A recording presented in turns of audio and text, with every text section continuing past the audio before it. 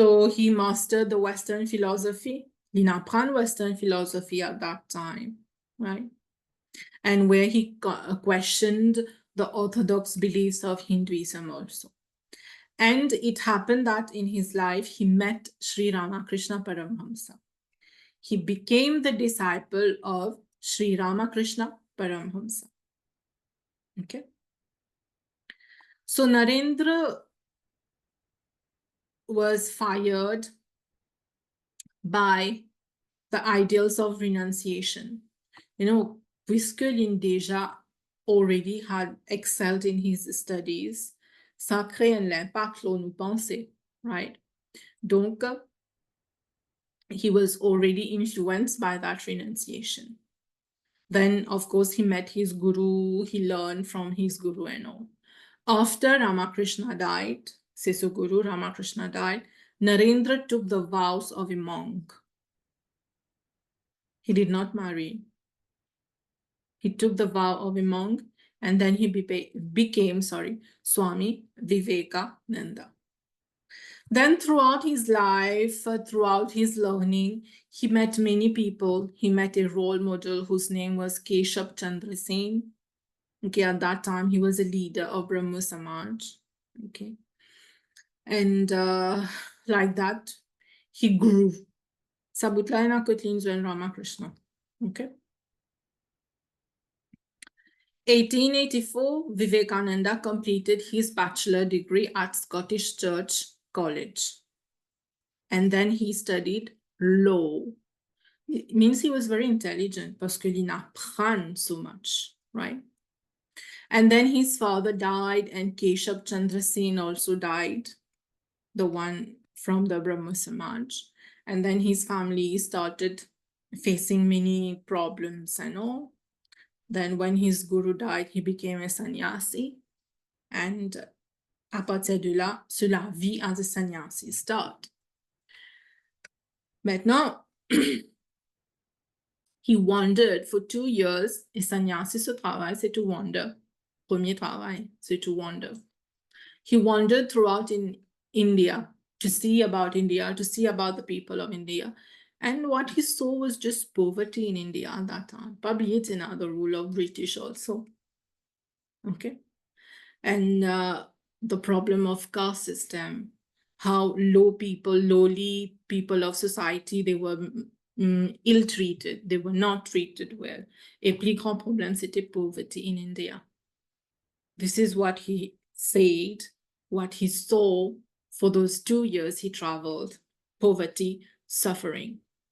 How to stop this? Normalement, quand on voit que un sannyasi, you think that a sannyasi is supposed to be pied, he faire meditation or something. He was also a sannyasi, but a modern one. He's not going to tell you, oh child, you renounce everything, you go take the path of pilgrimage and do meditation. Meditation is not going to stop poverty and misery and suffering. So he decided he will go to America. Qui fait, parce qu'il y a un anglais là-bas, in India, right? He also remembered what his guru said, what Ramakrishna said. An empty stomach is no good for religion. Si vous pouvez manger, quelle religion you will follow? You will be able to follow none of these things, right? So he went against that theory or bien that belief that a monk should be the one sitting doing some certain kind of meditation, giving lecture, and so on. What he did was more of social work. So a monk work at that time, in ancient time, et maintenant, est bien différent. Okay, you can't expect a monk here pour venir dire ou faire méditation. But au contraire, un monk aujourd'hui, les pour dire, we need to have social reforms, which Swami Vivekananda did, right? So he decided to go there. And what was his strategy? Qui fait les poils là-bas? I give them spirituality and they give me money. right? That was his strategy. Pas veut dire maintenant he was money-minded, parce que he needed that money to work for the welfare of India, right? So he went to Chicago. There was a conference in Chicago where there was the World's Parliament of Religion. Tout ban religions se joignent là-bas comme si c'était fait un parliament and conference, but there was no one actually representing Hinduism. Okay. So he went there, but he could not enter that conference parce que to be a delegate, you besoin d'un papier, etc. No? But then he met Professor Wright at Harvard University. And when they talked, Professor Wright said, you are the right person actually to represent Hinduism at that World Parliament of Religion. And he got his papers to go there and to talk. He was a bit reluctant to talk and hesitate initially, but finally he talked, right? He had his speech. Ça, c'est his speech in Chicago, exactly as it is, okay? You can go through it. Pas nécessaire you quote, no, that is not important. One of the things that he said in that speech, do I wish that the Christian would become a Hindu? Qui fait l'hypocrisie ça parce que, remember, in India, there were British, there were Europeans. Et ben là, un de mon travail que tu peux faire, c'est conversion. Converting mainly Hindus into Christian. Okay, so what he says is, do I wish the Christian will become a Hindu? God forbid. Do I wish a Hindu or a Buddhist to become Christian? God forbid. That is, if you are in a religion, stay in that religion, you do your work, right? Why should there be conversion? So these are the things. He talked about women also. So he said, help, not fight. So he was asking help from the European to remedy the situation in India. So he said, help, not fight. Let's have harmony and peace and not dissension, right?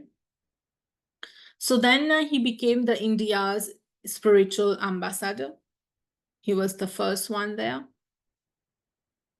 And he started raising funds for humanitarian projects in India. À travers being in America, he could do that. In 1894, he founded the New York Vedanta Society, the first organization, Hindu organization, where non-Hindus were admitted, right? And then first, he had the first yoga retreat ever held outside South Asia. He conferred that work, you know, Vivekananda won't be there forever. He will have to return to India. So he conferred that work to a woman and a man who they became sannyasis also. And then in the same year, he visited England. He gave many lectures there also. He then returned to India, where he founded the Ramakrishna Mission. Sa organisation qu'il crée là porte le nom de ce gourou, Ramakrishna Mission, where he emphasized on Karma Yoga to serve the poor and to stop them from suffering. He also had missions like establishing schools, colleges, and hospitals. He gave many teachings about Vedanta, about Upanishads, à travers un workshop, conference, tout ça. Okay, he was going to other countries also and to India. But unfortunately, he lived for only 39 years. 39 years, he died. So he had 10 years only to propagate those messages. He wrote many things. Four of his writings, so 4 classics are the books on Jnana Yoga, Bhakti Yoga, Karma Yoga, and Raja Yoga, right? So you will see he has changed what you call the priesthood class. C'est pas seulement to do prayers, to do rituals. He was a monk. He was a Brahmin. But he He was doing the social work instead of the rituals, instead of the doing the meditation only. But what was more important was the social work, right?